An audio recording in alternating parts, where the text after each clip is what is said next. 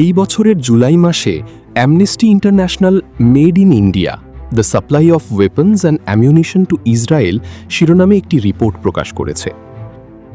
Report অনুযায়ী গাজা থেকে Iran পর্যন্ত সংঘাত চলাকালীন ভারত নিঃশব্দে ইসরায়েলকে অস্ত্র ও সামরিক সরঞ্জাম সরবরাহ করেছে। অ্যামনেস্টি সতর্ক করেছে যে ইসরায়েলকে অস্ত্র বিক্রি অব্যাহত রাখলে ভারত গাজায় তথাকথিত গণহত্যার সহযোগী হওয়ার ঝুঁকিতে পড়তে পারে। সংস্থাটি ভারত সরকারকে অবিলম্বে ইসরায়েলে অস্ত্র, গোলাবারুদ, সামরিক যন্ত্রাংশ ও উপাদান রপ্তানির অনুমোদন বন্ধ করার আহ্বান জানিয়েছে।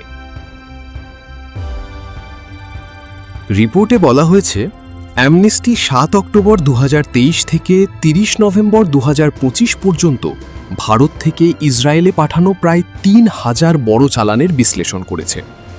এই চালানগুলোতে অস্ত্র, গোলাবারুদ, সামরিক যন্ত্রাংশ ও উপাদান ছিল।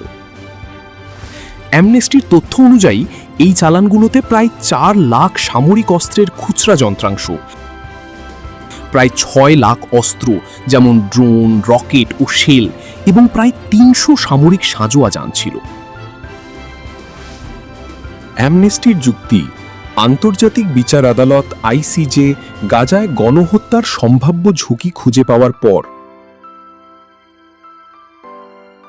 এবং অন্যান্য আন্তর্জাতিক আইনি সতর্কবার্তা ইস্যু হওয়ার পরও অস্ত্র স্থানান্তর অব্যাহত রাখা ভারত ও সংশ্লিষ্ট কোম্পানিগুলোকে গণহত্যা এবং আন্তর্জাতিক আইনের অন্যান্য গুরুতর লঙ্ঘনে সহযোগিতার অভিযোগের মুখে ফেলতে পারে। আন্তর্জাতিক বিচার আদালত, আন্তর্জাতিক অপরাধ আদালত এবং বেশ কয়েকটি মানবাধিকার সংস্থার অধ্যয়ন অনুযায়ী ইসরায়েল ফিলিস্তিনে গণহত্যা চালাচ্ছে। কিন্তু যুক্তরাষ্ট্র, যুক্তরাজ্য, ইতালি, জার্মানি, অস্ট্রিয়া, চেক প্রজাতন্ত্র, হাঙ্গেরি, প্যারাগুয়ে, ফিজি এবং কানাডা স্পষ্টভাবে গণহত্যার অভিযোগ প্রত্যাখ্যান করেছে। যুক্তরাষ্ট্র আন্তর্জাতিক বিচার আদালত এবং এর বিচারকদের বিরুদ্ধেও ইসরায়েল সংক্রান্ত রায়ের বিষয়ে ব্যবস্থা নিয়েছে।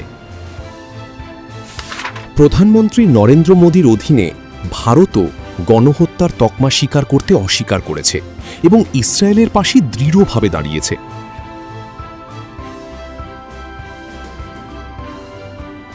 আমরা ভারতীয় ইহুদিদের ফিলিস্তিনি হত্যায় জড়িত থাকার বিষয়ে একটি বিস্তারিত প্রতিবেদন উপস্থাপন করেছি।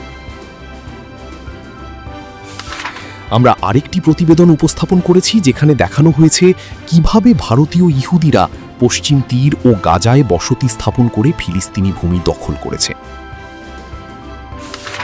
বারবার আন্তর্জাতিক সতর্কবার্তা সত্ত্বেও ভারত ইসরায়েলে অস্ত্র রপ্তানি অব্যাহত রেখেছে।